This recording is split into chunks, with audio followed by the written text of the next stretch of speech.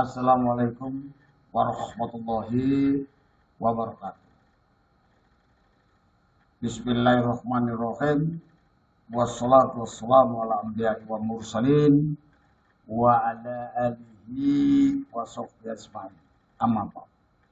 Anak-anakku yang Bapak banggakan, kajian kali ini kita akan membahas mengenai cerita pendek. Pada kajian ini kita akan membahas juga mengenai meneladani kehidupan dari cerita pendek. Kajian ini sangat penting kita kuasai karena cerpen atau cerita pendek definisinya adalah salah satu bentuk karya sastra yang ceritanya hanya menceritakan satu peristiwa dari seluruh kehidupan pelakunya. Cerita pendek ini usahakan kita hanya sekali baca saja, selesai. Karena di dalam cerita pendek tidak boleh lebih dari 10.000 kata. Mengandung satu gagasan utama,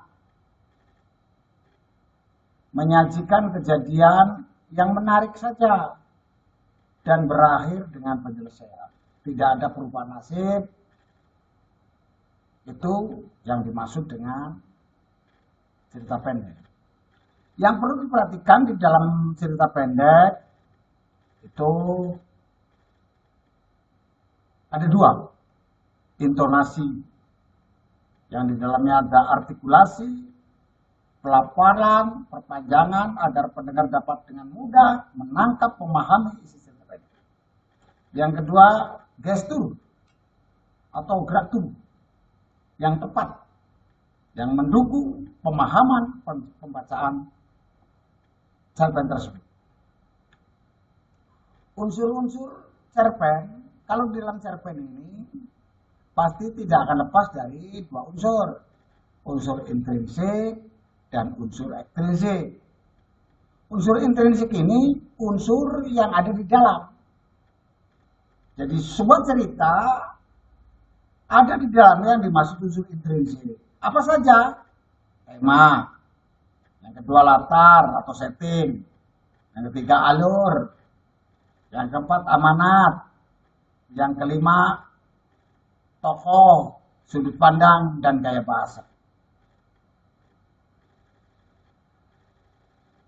Hal-hal ini adalah yang membangun cerita-cerita pendek tersebut. Sedangkan ekstrinsik adalah unsur yang di luar cerita itu sendiri, tetapi mempengaruhi karya sastranya. Misalnya nilai-nilai agama si pengarang, latar belakang kehidupan pengarang, situasi sosial ketika cerita itu diciptakan, pendidikan, dan lain-lain. Anak-anakku,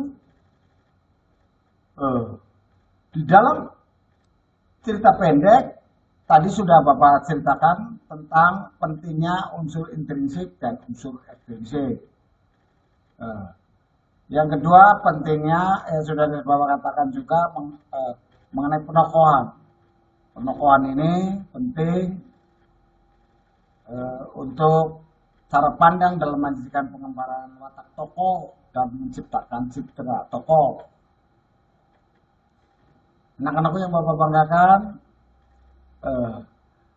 di dalam cerita pendek, kenapa senang sekali mendengarkan? Karena kita harus pandai menggunakan gaya bahasa. Bahasa yang digunakan di dalam cerita pendek harus bahasa sastra. Karena bahasa ini adalah cara pengarang mengungkapkan ceritanya melalui bahasa yang digunakan.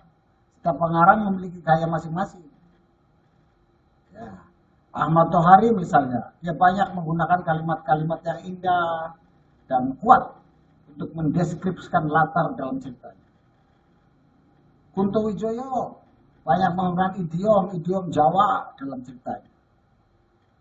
termasuk W.S. Rendra, Hamka, banyak yang lain. Anak-anakku, demikian yang bisa Bapak sampaikan mengenai cerita pendek. Kurang lebihnya, mohon maaf. Bila itu walhidayah. Assalamualaikum warahmatullahi